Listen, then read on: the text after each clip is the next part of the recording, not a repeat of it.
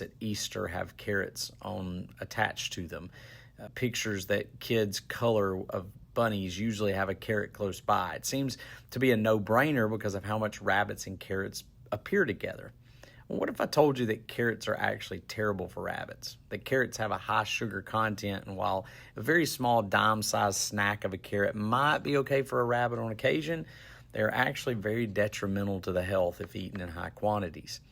So why do all the pictures couple carrots and rabbits? It really stems back to a cartoon character that was known and loved.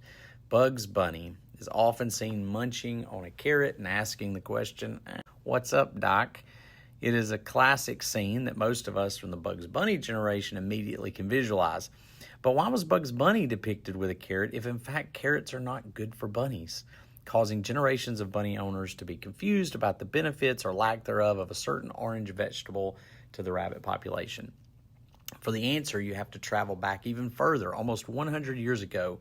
In the 1934 film, It Happened One Night, Clark Gable was a nonchalant and cynical reporter who's been recently fired. In one scene, he's munching on a carrot as he speaks. The cartoonist for Bugs Bunny then decided to use that scene to imitate Clark Gable, who was an icon at the time, knowing that everyone would love the reference. It became an iconic look for Bugs from that point on.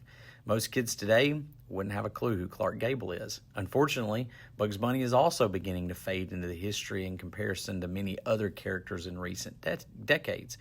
But the carrots remain on everything.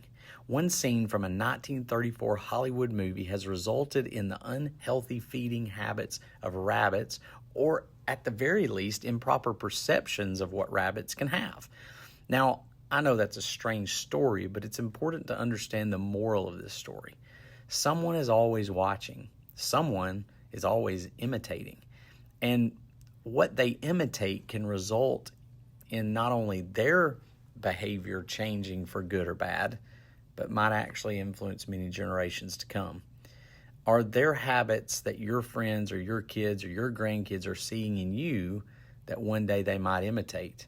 Will it be something that their kids will imitate? Could it be something that will be handed down from one generation to another? What positive words are repeated in your circle that you hope will be repeated to kids 100 years from now? What negative actions of yours might still be imitated in 100 years from now? If the image of a carrot and a rabbit can be handed down for a century, then you can be sure that your influence will be seen, felt, and imitated by those closest to you. And that Friday refresh is What's Up, Doc?